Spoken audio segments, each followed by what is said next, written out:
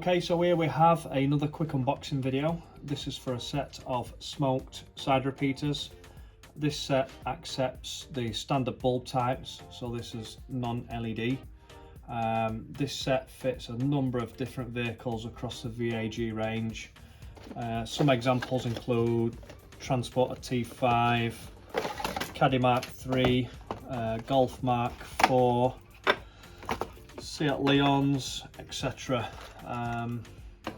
So we'll have a closer look. So the kit includes a set of amber bulbs.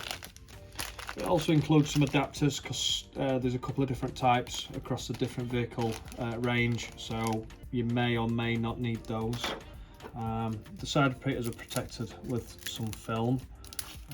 They are completely road legal and E-marked.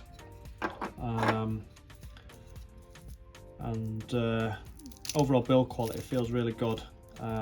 These are really easy to replace. They literally just push and snap into place and lock in with this spring-loaded clip here. They do have quite a nice smoke finish to them as well.